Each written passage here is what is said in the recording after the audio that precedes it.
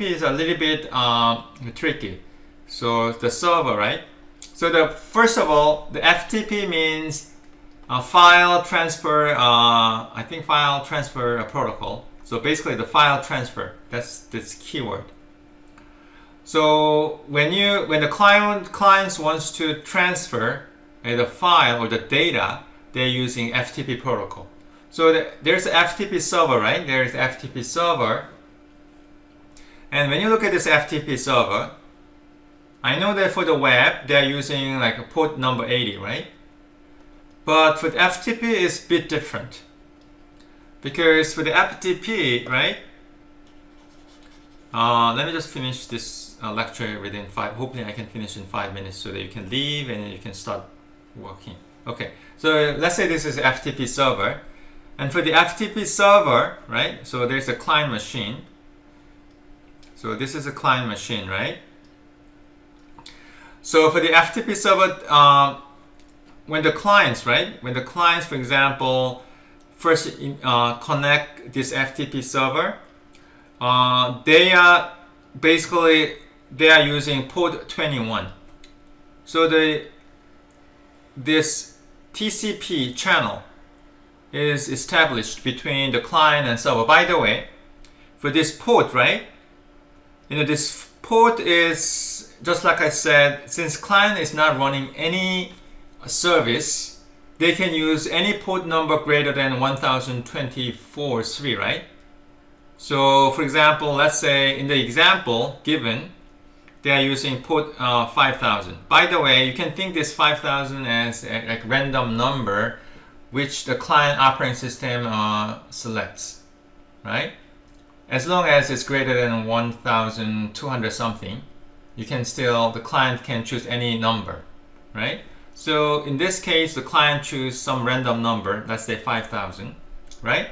And then make the connection to port 21. So this is called control channel. So for the control channel, the client can send command like the FTP has many different commands like a user and a password and let's say list. List means give me the list of the files that you have, right? So this is called a FTP commands. So all these commands and right, once it sends a commands, if everything is fine, then the FTP server sends some number, let's say like for example 100 as like okay, and like everything is fine, then it's okay. So this commands exchange through this control channel and through the port 21, right? But let's say when the client said, by the way, I'd like to download your data or the file, then actual data, right? Actual data is transferred to the client through the another channel called data channel. So what happened is everything is fine. When the client said, by the way, I'd like to download your file, right? It sends that command. And then the FTP server will make the connections. So you know what, this connections, if you look at the control channel, right? Connection is made from the client and server, right? In this direction. But for the data channel, by the way, when it's in active mode, right? When it's active mode, the data channel is created. By the way, this is a TCP. And the data channel is initiated from the server to the client. So there'll be the connection is established from the server to what? Client. Server to the client. And this client, of course, to make this TCP connection, they have to create some. They have to choose the client's operating system has to choose some random number, for to use to be as a port number. Of course, anything that greater than 1024. So this time, I'll use the example and the diagram. Of course, it could be any number like 5,000, 500. But the example used a 6,000. So I'll just use a 6,000, right? Okay, and this port number, by the way, is well-known port number, right? And this port number is what? Port number 20.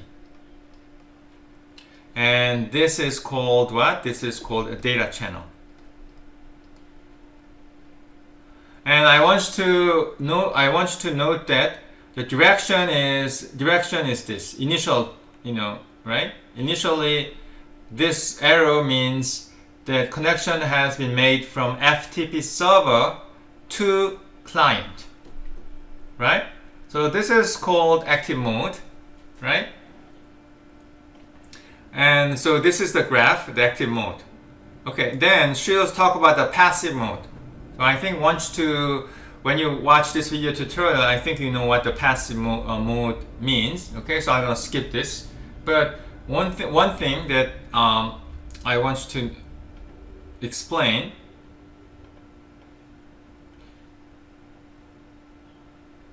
Oh, it's probably not here. I think it's.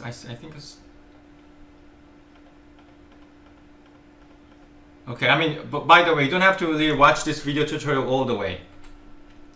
Maybe you can watch this video tutorial. Maybe you can take a look at it. I think this is very educational, but in terms of like final exam, maybe up to this point. But anyway, so the problem with the passive mode, right? There's a problem. Initially, in old days, the active mode works okay. But the problem is what? These days, we have what? From the client side, we have what? We have a firewall. Okay? So we have a firewall. So the problem is that the firewall is allowed this initial connections. I mean, this initial request, because it's initiated from the client, from inside out, right? So the file said, okay, no problem, because my clients, right? My clients within my network, right, is initiating this connection, so no problem. So file said, no problem, you can make the connections.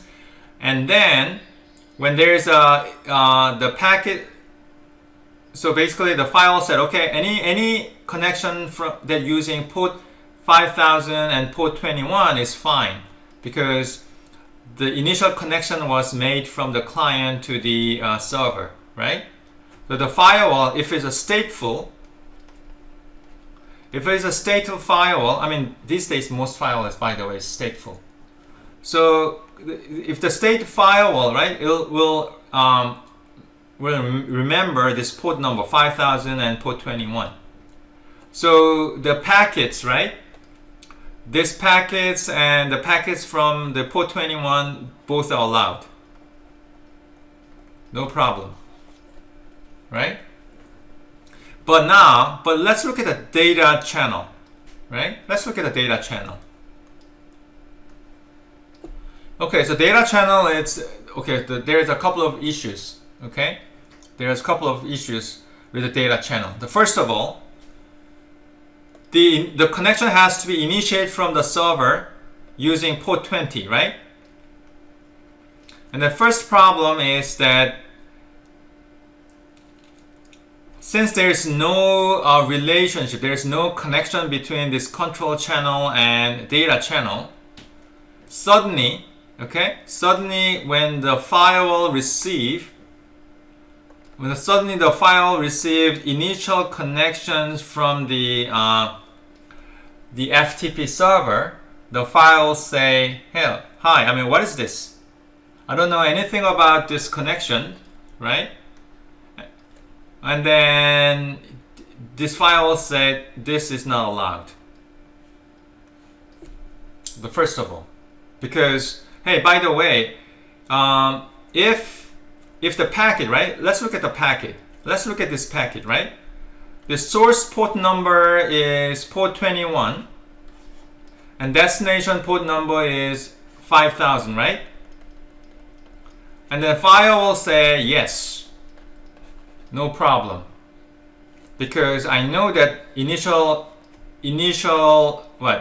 packets, right, sent from my client is 5,000 and destination port is 21.